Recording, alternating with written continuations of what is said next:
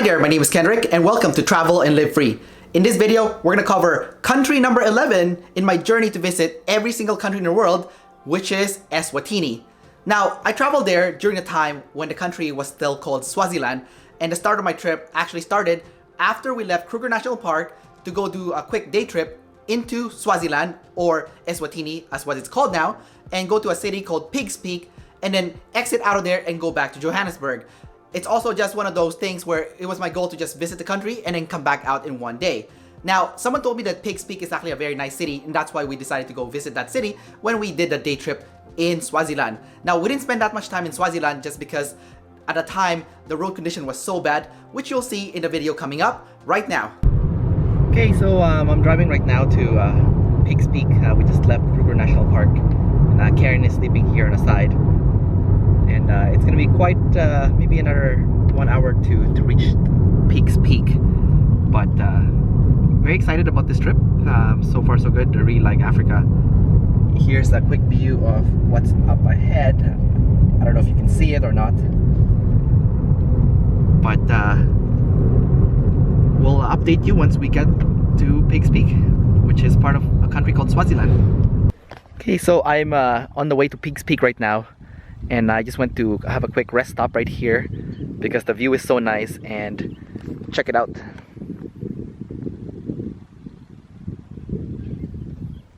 Yeah, I'm not really sure if you can see it, but it's amazing, and this drive has been pretty good. So I'm gonna get back in the car right now and on my way back to Pigs Peak. The immigration process to enter Swaziland, or Eswatini, was actually relatively painless.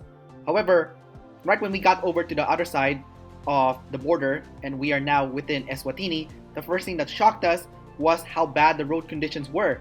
The country was full of potholes, and at the same time the villages and the countryside looked very beautiful. That's why it was a little bit hard to drive within Eswatini and admire the country at the same time, because all you want to do is look outside the window and admire the beauty of the landscape, but it's not safe because the driving condition is quite poor.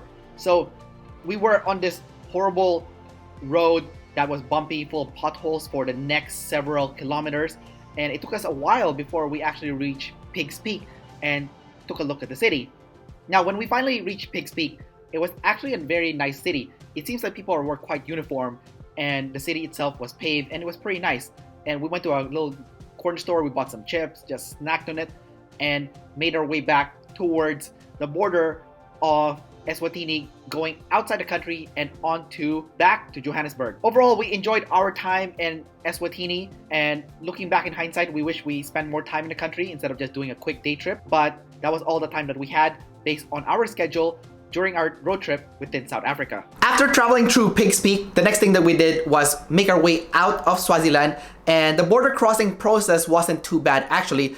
We did get a little bit lost on the way out of the country, but by the time we left Swaziland, it turns out that we were running out of time before we got back to Johannesburg. And it was a little bit of a scary situation because by the time we actually left the country and we're now back in South Africa, we didn't get back to Johannesburg until 8 p.m. that evening, in which case it was already dark and it was dangerous to actually travel within South Africa, especially in Johannesburg at night. Thankfully, nothing bad happened to us and we got back to our hostel safe. But otherwise, it was one of those experiences where I was blown away by how beautiful Eswatini and Swaziland was. But at the same time, I wish that I had known that the road condition was worse, and I would have put another extra day in our trip within Eswatini so that we didn't have to panic and drive back as fast as possible to Johannesburg.